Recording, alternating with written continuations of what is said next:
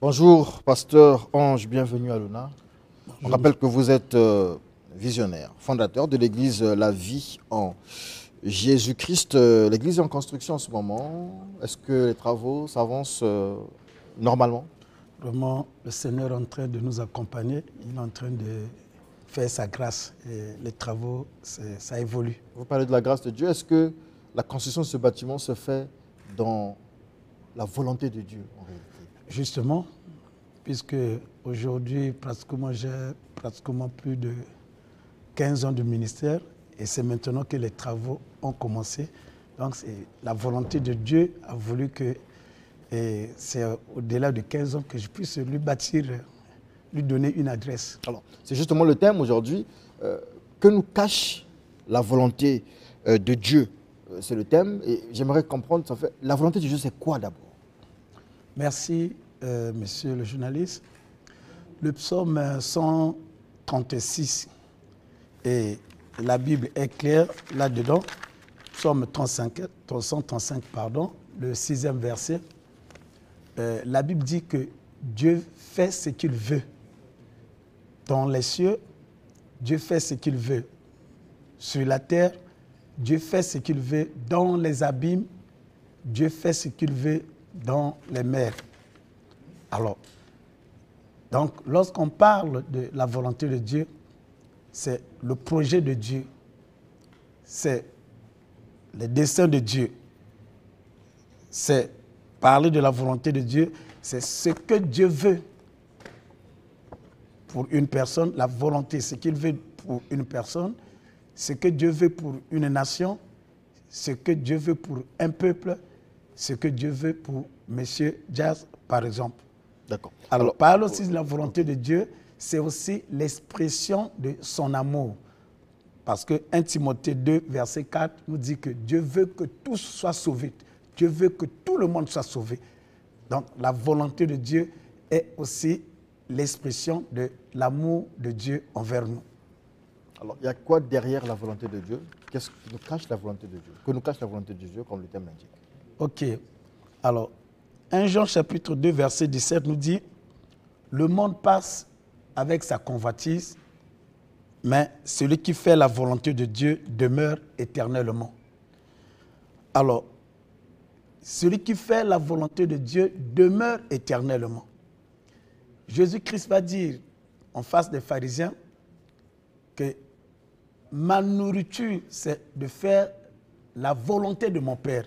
Donc, quand il parle que ma nourriture, c'est de faire la volonté de mon Père, alors, les enseignements donnés par la nature, et quand on parle de la nourriture est composée de plusieurs ingrédients. Donc, lorsque nous abordons la question de la volonté de Dieu, la volonté de Dieu, à l'intérieur, il y a beaucoup de choses. Et nous pouvons prendre, on va évoquer certains éléments. Alors, nous sommes dans le psaume 135 que nous venons de dire, verset 6. Donc, dans la volonté de Dieu, c'est là où Dieu exerce sa souveraineté.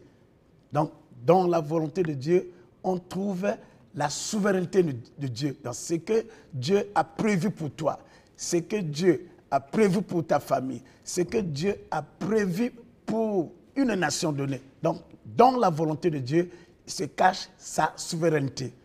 2. Selon Matthieu 26, verset 39, Matthieu 4, verset 1 à 11, alors, nous constatons que Jésus qui est sorti du baptême, la Bible dit qu'il fut être conduit dans le désert pour être tenté. Donc, nous comprenons le Saint-Esprit qui emmène notre Seigneur pour être tenté par le diable. Donc, la volonté de Dieu, c'est un test pour nous. Dieu nous teste si vraiment nous lui obéissons. On peut aussi comprendre la volonté de Dieu dans le sens où, en fait, la volonté de Dieu, c'est se laisser guider par Dieu, par ce que Dieu a prévu pour nous. Ok, donc c'est un test. Un test, si est-ce que vous obéissez à Dieu. Donc Dieu nous piège constamment.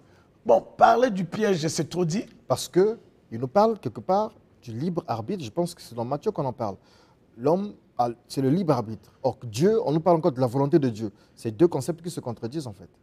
Bon, il n'y a pas de ces deux concepts qui se contredisent parce que Dieu qui veut que nous faisons sa volonté et quelque part, et c'est le livre de Deutéronome où Dieu dit, je vous montre et il nous demande de choisir la vie et la mort. Donc, faites votre choix. Alors, vous savez, M. Diaz, lorsqu'on aborde la question concernant la volonté de Dieu, nous avons ce qu'on appelle la volonté parfaite et nous avons ce qu'on appelle la volonté permissive.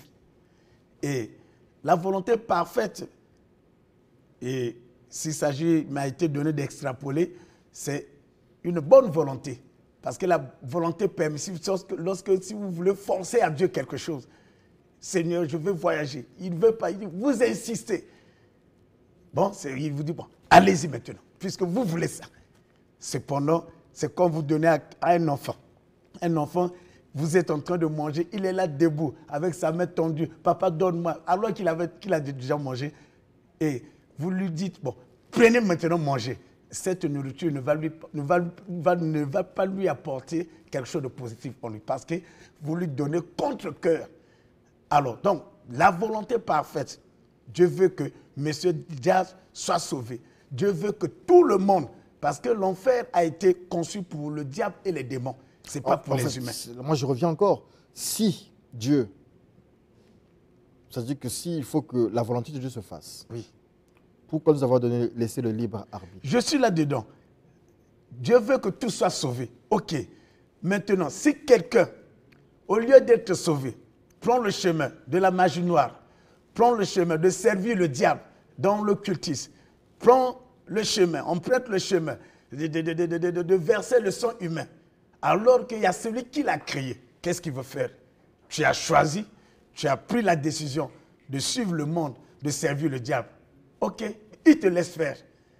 Donc là, il n'y a pas de contradiction, parce qu'il veut que tu sois sauvé. Mais toi, dans le libre arbitrage, tu veux emprunter un autre chemin. Alors, en ce moment, il te laisse faire. Mais un jour, tu vas se présenter devant lui. Un jour, il te dira, qu'as-tu fait de la vie que je t'ai donnée? En ce moment, tu ne vas pas dire que, Seigneur, je tue il. Non, oui. Okay. Justement, c'est la dernière question, mais c'est la même question. Je reviens sur la même question. OK. Quelqu'un nous parlait ici du créateur, notre créateur qui serait William Marion Branham. Voilà. Il nous a créés, c'est lui le créateur de l'univers. Bon, que ce soit lui ou un autre, mais Dieu, il nous a créés. On parle de sa volonté parfaite, sa volonté permissive, tout ce qu'on veut. Il nous crée. Donc, lorsque moi je crée quelque chose, c'est-à-dire celui qui a inventé ou créé la voiture, c'est pour que la voiture roule. La voiture fait la volonté de celui qui l'a créée. Or, Dieu, en nous créant, il a mis en nous le libre arbitre. Je demande pourquoi il nous a mis le libre arbitre, puisque c'est lui le créateur. Et il nous parle encore de volonté. Mais s'il voulait qu'on fasse sa volonté, il ne nous aurait pas mis le libre arbitre. C'est la question que moi je pose. Oui, mais dans cette question, je l'ai répondu, je dis, c'est le livre de Deutéronome qui parle. Dieu dit, je vous présente la bénédiction et la malédiction. Je vous présente la vie et la mort. Et lorsque vous continuez ce verset, à la fin, il dit, choisissez la vie. Mon problème, c'est ça en fait. Pourquoi il nous donne deux choix? Alors que lui, c'est Dieu, il est amour, il nous met malédiction et bénédiction. Mais pourquoi il nous fait... Il nous aurait simplement laissé les bénédictions et on serait tranquille. Ah non, mais écoutez, M. Diaz, lorsque vous parlez de la démocratie, mais voilà, le vrai démocrate, c'est Dieu. Il ne veut pas contraindre quelqu'un. Ah, si c'est la démocratie, il doit aussi laisser sa place à Satan. Ah. Ils doivent gérer ensemble. Il a régné longtemps, il doit aussi laisser Satan si c'est la démocratie. Ah non, mais Satan est en train de faire sa bouillabaisse. Dieu ne l'empêche pas. Il est en train de régner avec son monde. Mais le problème, c'est le terminus, c'est la fin. C'est ça. Donc, il laisse, il ne contraint pas, il n'oblige pas.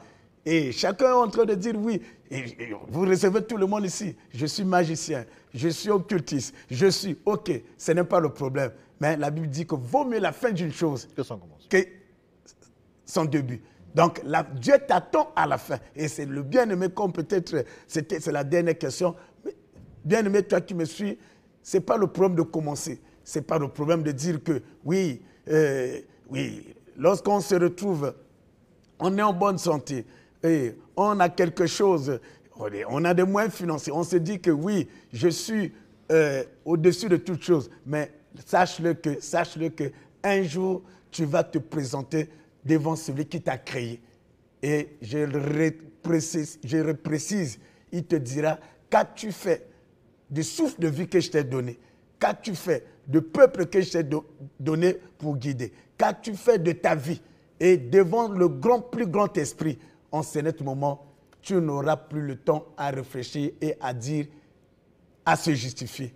Donc, raison pour laquelle ce matin, je te demande de recevoir Jésus-Christ comme Seigneur et Sauveur personnel pour que ton âme soit sauvée. Et fais cette petite prière avec moi. Seigneur Jésus, je te reçois dans ma vie comme Seigneur et Sauveur personnel. À partir d'aujourd'hui, je prends la décision de me confier totalement en toi au nom de Jésus-Christ. Amen. Un numéro de téléphone. Et je suis au 00242 663 71 52. 00242 663 71 52. Que Dieu vous bénisse. Merci beaucoup, pasteur.